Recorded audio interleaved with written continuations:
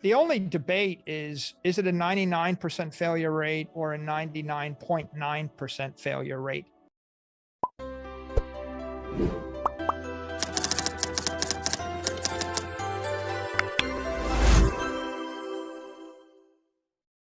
And I think that in the near term, it's pretty clear it's a risk asset, and the Federal Reserve is going to control all the risk assets. And so when they squeeze the money supply, all those assets, the tech equities, the Bitcoin, they get hammered down. To your point, it seems reasonable at some point they'll lighten up. We're going into the midterms. Right. So the things that are constraining risk assets right now are the war, foreign relations and the war in Ukraine and the Russian foreign policy and the monetary policy.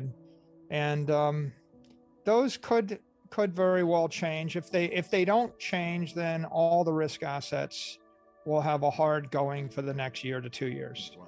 So let's zoom out a bit, because I'm not a high-speed trader. I'm not a highly frequent trader. I buy, I don't sell.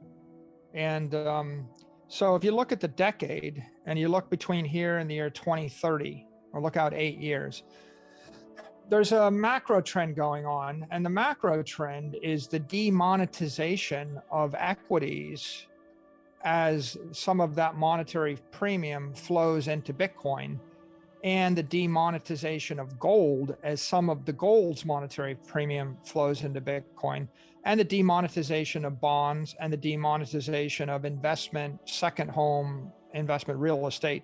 So all of those things are store of value.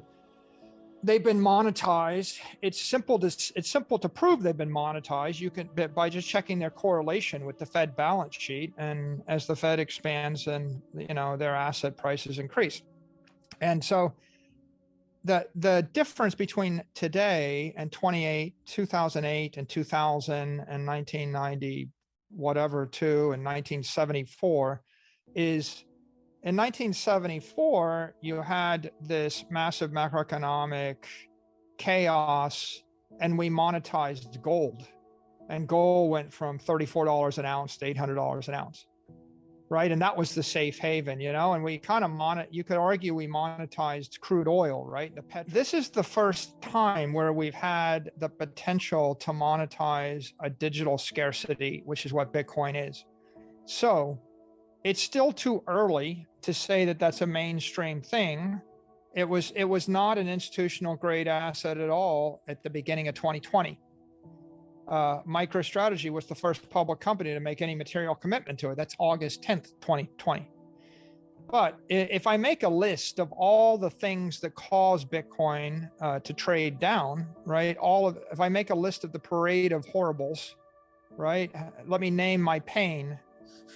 and they're all going to reasonably reverse in the next decade. But here's what they are. One, wash trading. You can wash trade crypto and you can wash trade Bitcoin, and there are no wash trading rules. This is volatility inducing. This is not good, because it means that if you trade down 10%, you're probably going to trade down another 10%. So wash trading is an immature affectation of the asset class. You shouldn't be able to do it. It could be fixed by Congress and the House Ways and Means Committee. When the IRS or somebody fixes it, then the asset will be less volatile. The crypto exchanges, offshore and onshore right now, are unregistered, unregulated, and they offer 20x leverage. They don't have mature Chinese walls separating their market makers. Sometimes they make a market. In some cases, they own some of these tokens. They unilaterally decide when to list them. There's information leakage. And if you had 20x leverage trading on Apple stock with no wash trading rules, Apple would be a lot more volatile asset.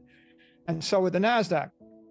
So the unregulated crypto exchanges are liability number two. The third is the crypto tokens, 19,000 unregistered securities. You might be able to find 6 things or 12 things out of 19,000 that can make a a straightforward legal argument as being without an issuer and therefore a commodity. But what you have is a $400 billion cloud of opaque, unregistered securities trading without full and fair disclosure, right?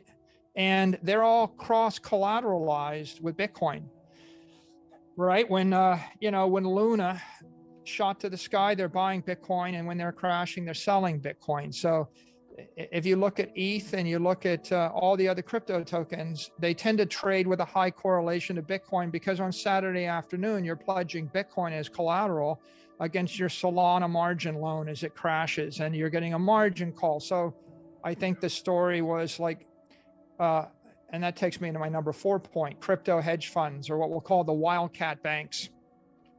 Luna was one, but Celsius, and there's a whole list, right? Then the 5th liability is ignorance.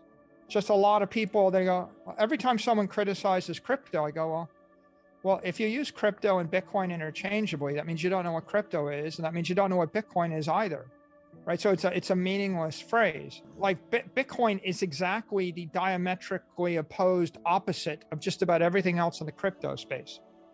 Right, the fact that they're actually conjoined is one of nature's great ironies. And the lack of regulation has allowed all of the wildcat crypto hedge funds to have a meaningful impact on the price of Bitcoin.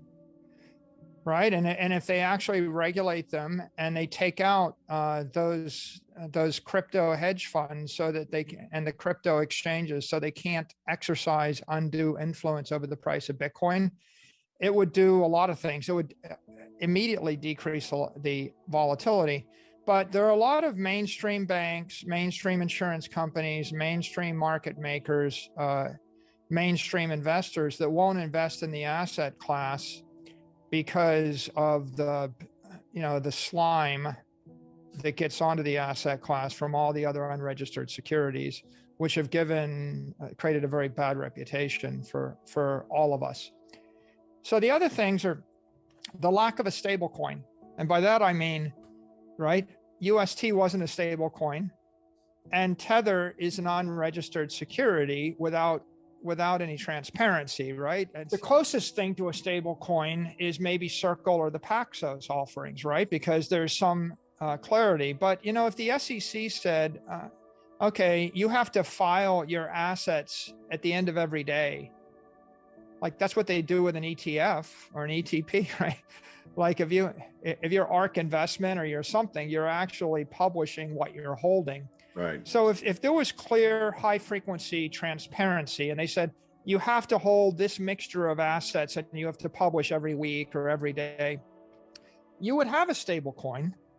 And then of course, all the money that was sitting in the quasi stable coins would probably migrate to the stable coin.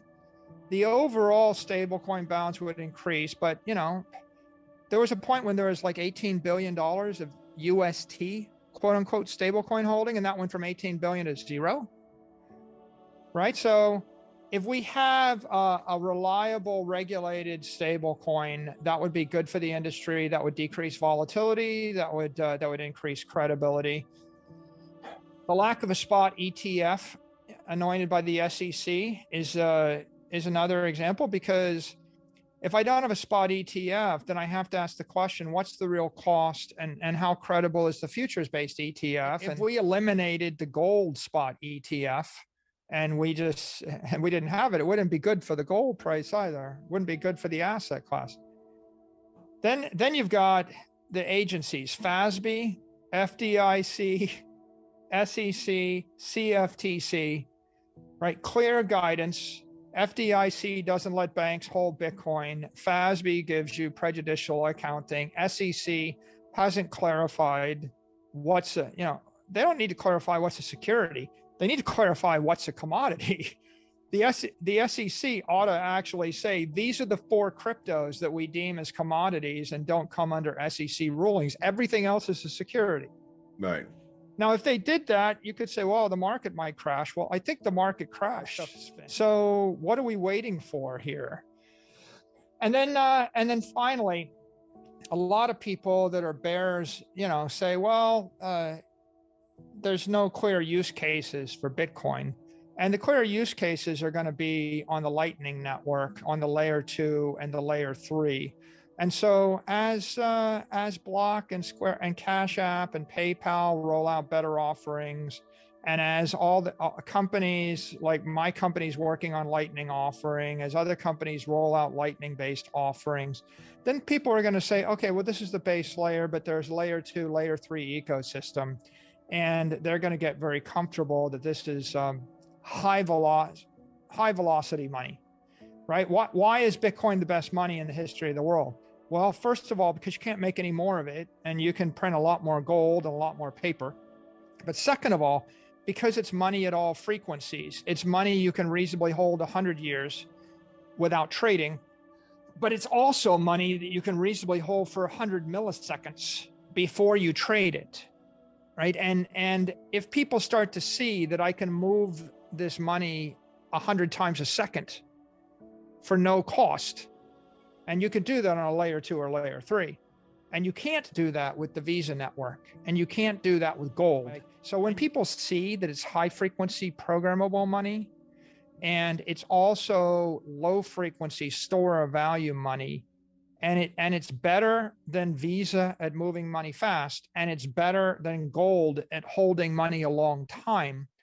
When they see that, then light bulb goes off and they go, wow, this is a better way to store money. And then of course, why would I hold a big bond fund yielding 3% for 30 years? Right? I mean, you're not giving that money to your grandchildren, generating 3% yield right now. It's just not going to happen.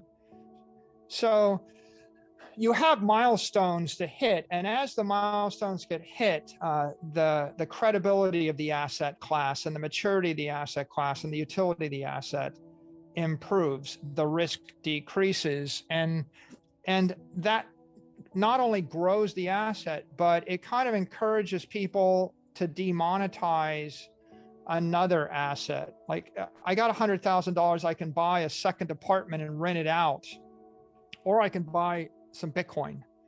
It's like, yeah, a second apartment in Airbnb is interesting, but it's a headache. And someone might trash it, and there's property taxes, and I got to repaint it, and maybe I guess wrong. And just owning the 3 Bitcoin seems pretty easy, But on the other hand, I own the 3 Bitcoin right now, and I put it in Celsius, and Celsius locks their doors and they fail. Oops, that's very scary, right? So what we're waiting for is for the industry to grow up, right? And there's going to be winners and losers. The winners are going to be public companies, big regulated banks, regulated institutions, public investors, and the general public, and the adopters of Bitcoin. The losers are going to be the offshore entrepreneurs, the wildcatters, the crypto bros that launched, SHIB coin, the 4th, yo-yo coin 16, the 19,000 things. Yes. The only debate is it a 99% failure rate or a 99.9% failure rate? That's it for today, guys. If you found this video useful, then don't forget to like the video and share this knowledge with your friends and family. And don't forget to check out the full video, link is in the description. Thank you.